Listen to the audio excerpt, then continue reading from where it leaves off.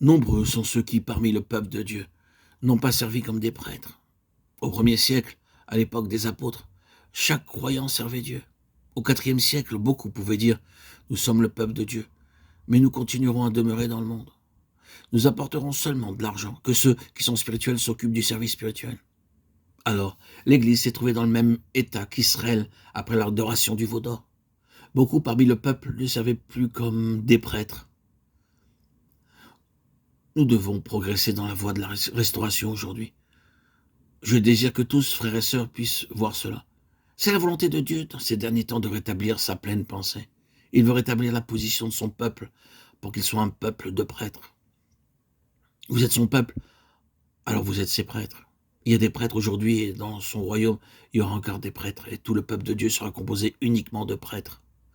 Je voudrais donc que nous tous, frères et sœurs bien-aimés, nous puissions considérer que nous sommes tous des sacrificateurs.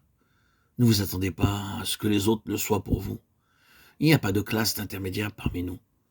Vous devez servir Dieu directement. L'Église doit bénéficier du ministère de tous.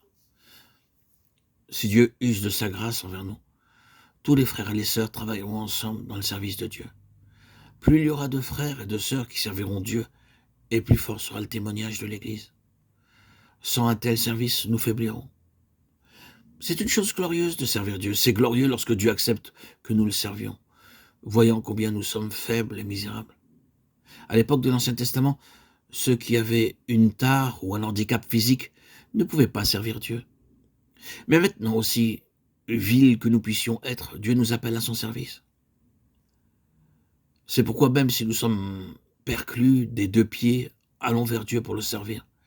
En réalité, être sacrificateur de Dieu, cela signifie que nous sommes près de lui, avec un libre accès direct, sans passer par un quelconque intermédiaire.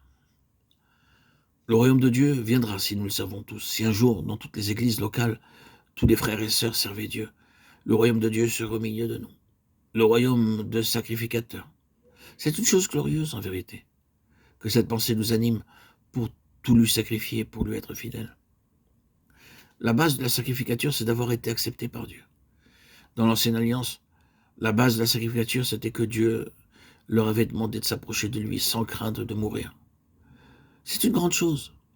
Les pains de proposition étaient uniquement partagés par les sacrificateurs. Seuls les sacrificateurs pouvaient entrer dans le sanctuaire pour y apporter les offrandes. Tout étranger encourait la mort.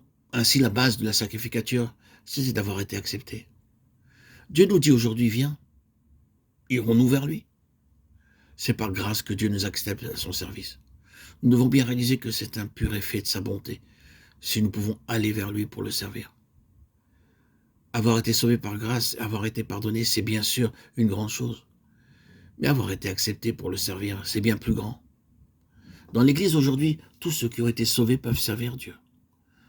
Le principe de n'accepter aucun intermédiaire dans la chrétienté, partout où une classe d'intermédiaires a été instaurée, il y a eu une séparation entre les prêtres et le peuple de Dieu. Ce non plus mon plus cher désir, qu'il n'y ait parmi nous aucun intermédiaire. Frères et sœurs en Christ, bien-aimés, chers amis, auditeurs, auditrices, que le Seigneur nous garde et nous préserve de tomber, comme ce fut le cas pour les Israélites.